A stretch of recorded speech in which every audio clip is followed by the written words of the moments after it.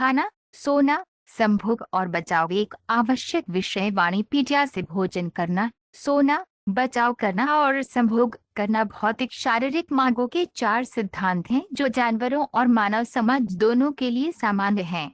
मानव समाज को जानवरों से अलग करने के लिए सामाजिक स्थितियों और जीवन के क्रम के संदर्भ में धार्मिक गतिविधियों का प्रदर्शन होता है। वे सभी वैदिक साहित्य में स्पष्ट रूप से उल्लिखित हैं और ब्रह्मा द्वारा तब प्रकट हुए थे जब चार वेद उनके चार मुखों से उत्पन्न हुए थे।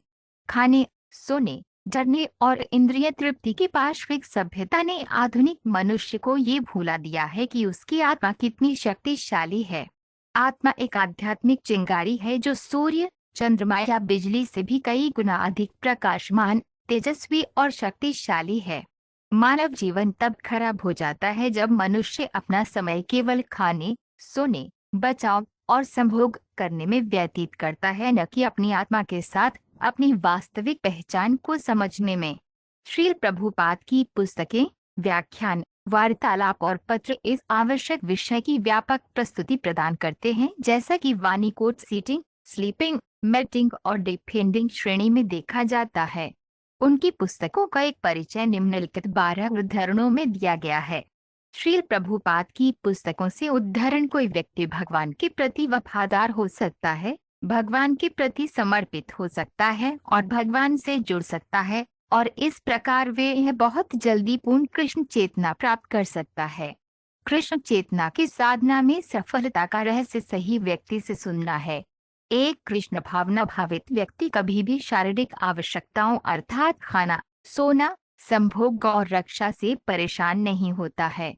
श्रीमद्भागवत 29 अप्रैल 1939-40। जब तक भौतिक शरीर मौजूद है, व्यक्ति को शरीर की मांगें पूरी करनी होती हैं, जैसे खाना, सोना, बचाव और संभोग।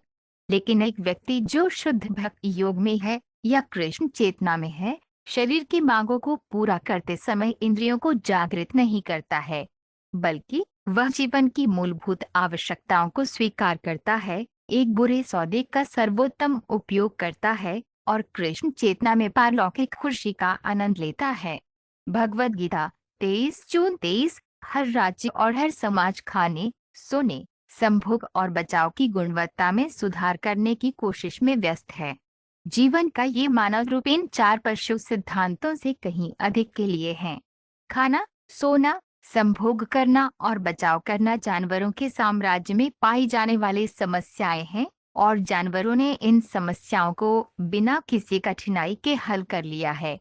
मानव समाज को इन समस्याओं को हल करने में इतना व्यस्त क्यों होना चाहिए? कठिनाई यह है कि लोग इस सरल दर्शन को समझने के लिए शिक्षित नहीं हैं। चैतन्य चरितामृत मध्य लीला 9.159। यद्यपि मनुष्य का जीवन अधिकतम 100 वर्ष का होता है, परंतु सोने से मनुष्य 50 वर्ष खो देता है। भोजन, सोना, यौन जीवन और भय ये चार शारीरिक आवश्यकताएं हैं, लेकिन जीवन की पूरी अवधि का उपयोग करने के लिए आध्यात्मिक चेतना में आगे बढ़ने के इच्छुक व्यक्ति को इन गतिविधियों को कम करना होगा। इससे उसे अपने जीवन काल का पूरा उपयोग करने का अवसर मिलेगा। श्रीमद्भागवत 7.6 खाने, सोने, बचाव और संभोग के मामले में फिजूल खर्ची जो शरीर की मांग है, योग के अभ्यास में प्रगति को रोक सकती है। जहाँ तक खाने का सवाल है, इसे तभी नियंत्रित किया जा सकता है जब व्यक्ति को प्रसादम, पवित्र भोजन लेने और स्वीकार करने का अभ्यास किया जाए। भगवद गीता 9.26 के अनुसार भगवान कृष्ण को सब्जियां, फूल, फल, अनाज, दूध आदि अर्पित किए जाते हैं। इस तरह कृष्ण चेतना में एक व्यक्ति स्वचालित रूप से मानव उपभोग के लिए नहीं बने भोजन को स्वीकार न करने के लिए प्रशिक्षित हो जाता है, या अच्छाई की श्रेणी में नहीं। भगवद गीता 6.17। जब कोई पत्नी को स्वीकार करता है तो यह समझा जाना चाहिए कि उसे मुक्ति की ओर प्रगतिशील यात्रा में मदद मिल रही है। जीवन की शुरुआत में एक व्यक्ति को ब्रह्मचारी के रूप में प्रशिक्षित किया जाता है और फिर उसे एक उपयुक्त लड़की से शादी करने और गृहस्थ बनने की अनुमति दी जाती है। यदि कोई गृहस्थ जीवन में पूरी तरह से प्रशिक्षित है, तो उसे मानव जीवन के लिए खाने, सोने, संभोग और बचाव की सभी सुविधाएं मिल जाती हैं।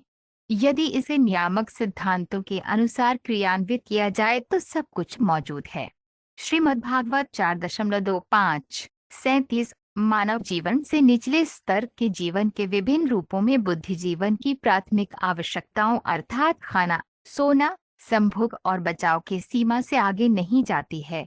कुत्ते, बिल्लियां और बाघ हमेशा खाने के लिए कुछ खोजने या सोने के लिए जगह खोजने, बचाव करने और सफलतापूर्वक संभोग करने की कोशिश में व्यस्त रहते हैं।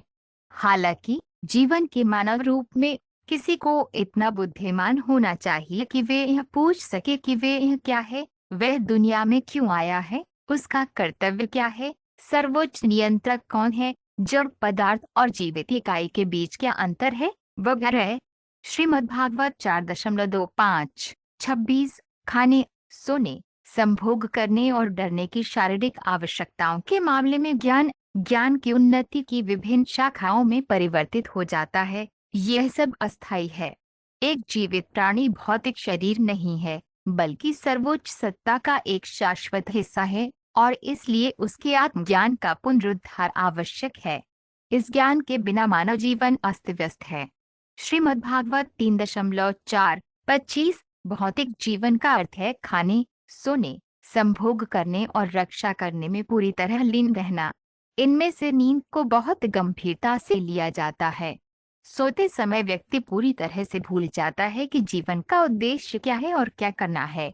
आध्यात्मिक अनुभूति के लिए व्यक्ति को यथासंभव नींद से बचने का प्रयास करना चाहिए। वृंदावन के गोस्वामी व्यावहारिक रूप से बिल्कुल नहीं सोते थे।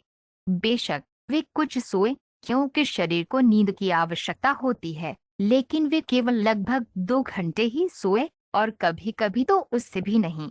वे सदैव आध्यात्मिक साधना में लगे रहते थे। निद्राहार विहार कार्यविजितों।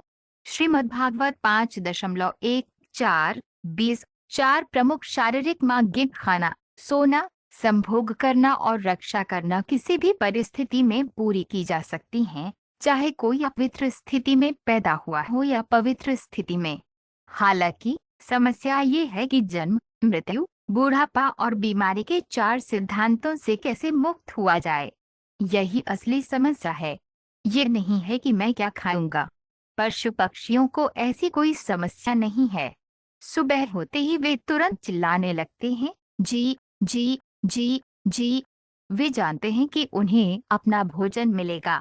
कोई भी नहीं मर रहा है और अधिक जनसंख्या जैसी कोई चीज नहीं है, क्योंकि सभी को ईश्वर की व्यवस्था द्वारा प्रदान किया गया है। अन्य ग्रहों की आसान यात्रा दो। जब भगवान संतुष्ट होते हैं तो जीवन की सभी आवश्यकताएं स्वतः ही पूरी हो जाती हैं। वेदों में ये भी कहा गया है, एको बहुनामो विदधाति कामान। कठोपनिषद 2.2-13।